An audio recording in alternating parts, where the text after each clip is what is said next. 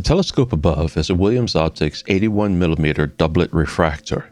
It has a native focal length of 559mm and a native focal ratio of f6.9.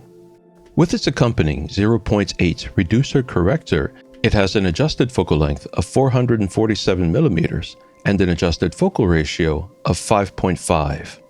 The telescope below is a Celestron 203mm or 8-inch Schmidt-Cassegrain. It has a native focal length of 2032mm and a native focal ratio of 10. And with a 0.63 reducer corrector, it has a modified focal length of 1240mm and a modified focal ratio of 6.1. So, the lower the focal ratio, the faster the telescope, right? Therefore, the refractor with a 5.5 focal ratio must be faster than the reflector with a 6.1 focal ratio. At least, that would be the thinking if we were just comparing focal ratios, or F ratios. But what if I were to tell you that the reality is the SCT, even with the higher F ratio, is still faster than the refractor?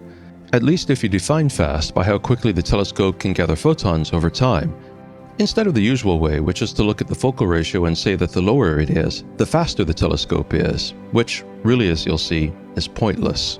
And the reason is, fast may not be as fast as fast. Now, if that's not confusing enough, just bear this in mind. Focal ratio is only a valid way to compare an optical tube with itself.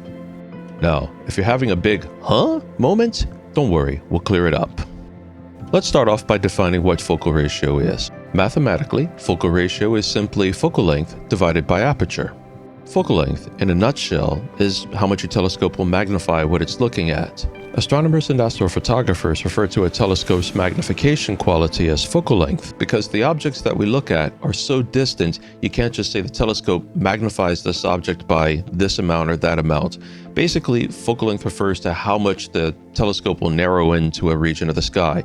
The more it narrows into a point in the sky, the greater its magnification effect. Focal length is also the result of some physical traits, and generally, that would be the distance from the first optical element of a telescope to the camera sensor at the back of the telescope or your eyepiece, wherever the image is brought into focus.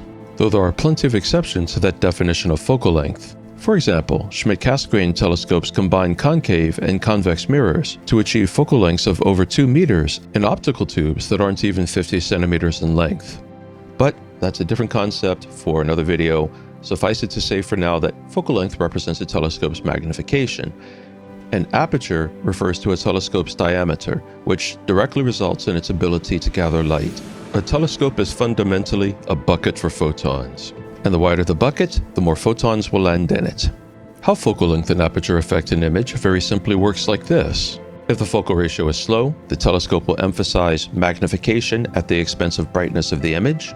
And if the focal ratio is fast, the telescope will emphasize brightness of the image at the expense of magnification, or focal length. And while many astrophotographers talk about faster telescopes as if they are better, and indeed some manufacturers build them as better, the reality is, having a focal ratio of anything doesn't make any telescope any better or worse than the other telescope. The quality of a telescope is entirely dependent upon other factors. And if you're unsure about that, I'll point out that the focal ratio of the JWST is f20, while the focal ratio of the Hubble is f24. Because NASA prioritizes focal length. They want to look deep into the stars. And that's what focal length does. It allows you to greatly expand your magnification, and in the right circumstances, you can make use of that magnification and get in close, or as close as a telescope will allow you, to view the stars and other bodies out in deep space. This is a topic for another video, and I've already made a video on it. If you want to learn more about it, look up my video, Understanding Focal Length, Trading Speed for detail. So a few minutes ago, I said that focal ratio is only good for comparing an optical tube against itself. Let's examine what that means. A great way to study this is by looking at a camera lens. Camera lenses contain diaphragms that can be used to adjust their aperture internally, making it easy to compare camera lenses against themselves. If a lens's diaphragm is wide open, it has a low or fast focal ratio. If it's moderately open, it has a moderate focal ratio. And if it's as closed as possible, it has a slow focal ratio. The wider the diaphragm, the more light can be admitted. And small adjustments make a large difference because every time the diaphragm's aperture is doubled, the amount of light able to enter the lens and therefore reach the sensor is squared. So in the image you see above of the Nikkor 50mm lens, the lens with a focal ratio of 4 can gather 4 times as much light as the lens with the focal ratio of 8, because the diameter of the opening at f4 is twice the diameter of the opening at f8. And the lens with the focal ratio of 2 can gather 4 times the amount of light as the lens with focal ratio of 4, and 16 times the amount of light as the f8 lens, because the diameter of the opening in the diaphragm at f2 is twice the diameter as f4 and 4 times the diameter of f8. But what if I replace those nice 50mm lenses with these shiny new blue-green 25mm lenses? And they are capable of the same focal ratios, f2, f4, and f8. Just like with the 50mm lenses, the 25mm f4 lens will gather 4 times the light as the 25mm f8 lens, and the 25mm f2 lens will gather 4 times the light as the 25mm f4 lens and 16 times the light as the 25mm f8 lens. However, the 25mm lens is only half the diameter of the 50mm lens, which means the lens, even when wide open, can only capture a quarter as much light as the 50mm lens at an equivalent aperture. So the 25mm lens at focal ratio 8 is only 1/4 as effective as the 50mm lens at focal ratio 8. The same applies when comparing the 25mm f4 to the 50mm f4 and the 25mm f2 to the 50mm f2. The smaller lens, no matter what its f ratio is, or no matter how fast you might say it is, cannot possibly be as effective at gathering light as the 50mm lens. In fact, you would have to move the 50mm lens's diaphragm down to focal ratio 8 for it to capture light as slowly as the 25mm lens with its diaphragm open to f4. And for the 50mm lens to capture light as slowly as the 25mm lens at focal ratio 2, you would have to move the 50mm lens's diaphragm to f4. Because fast on a 25mm lens really isn't fast at all when compared to a 50mm lens. And as you can see in this simple illustration, focal ratio is a poor way to compare lenses of different aperture. Now, of course, we astrophotographers are working with telescopes, and telescopes don't have diaphragms, and that's because we always want our telescopes to be at their maximum aperture where they can capture the most amount of light. But the principle works the exact same way with any telescope.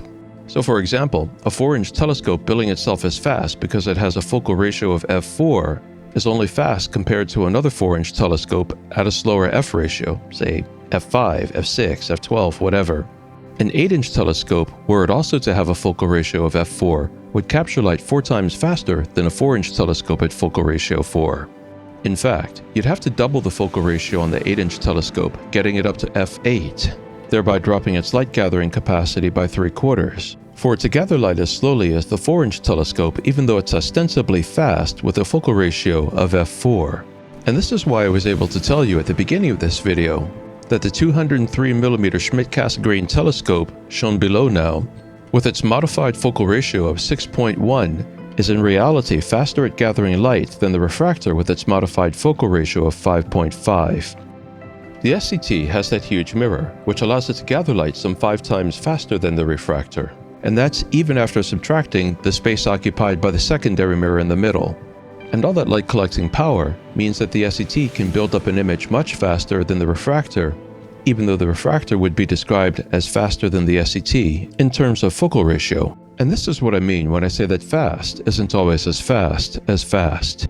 In fact, concepts such as focal ratio and fast mean very little at all unless one is comparing optical tubes of similar aperture. In my opinion, in the world of astrophotography, we really should stop referring to telescopes as fast. The term can be confusing and even unintentionally misleading. It creates the illusion that the concept of fast is an absolute. So if a telescope has a low focal length, hence a low focal ratio, it becomes referred to as fast.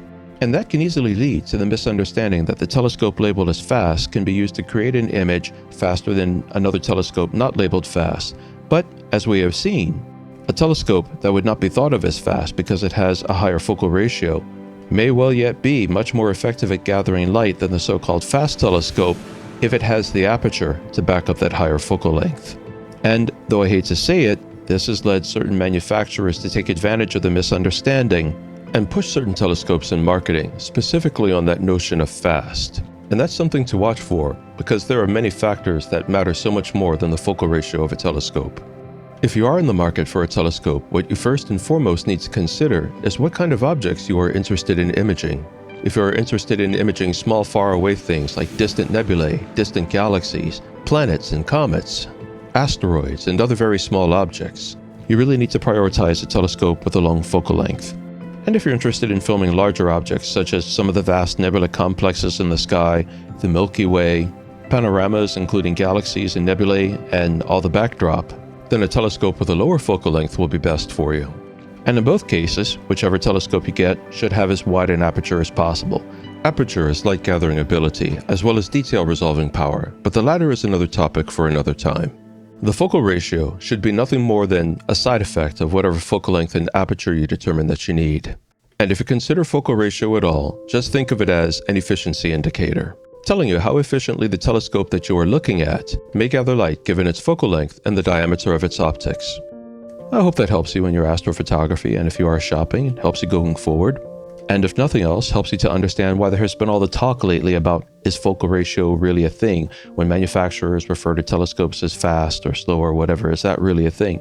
Yes, it is a thing, but only within limits, and there are factors far more important than how fast the telescope is. The quality of the optics, the ability of the aperture to resolve fine detail. How well can that particular model of telescope handle your local weather conditions? For example, some telescopes are especially prone to dew, so if you live in an area that is prone to cold nights and high humidity, like where I live, you need to make sure you can keep the dew off that model. How good and reliable is the focuser? Is the telescope's optical tube stable, or is that model of telescope's optical tube known to flex under pressure, such as when the mount is moving the telescope through the night? Telescopes with optical tubes with some flex in them can present great difficulty in getting good images. That and many other things matter so much more than questions like, is the telescope fast? As always, thank you for watching. If you have any thoughts, observations, or questions, please leave them in the comments section below. Have a blast doing astrophotography. And if you don't mind, please hit the like and subscribe buttons on your way out. Now, get out there and shoot that sky.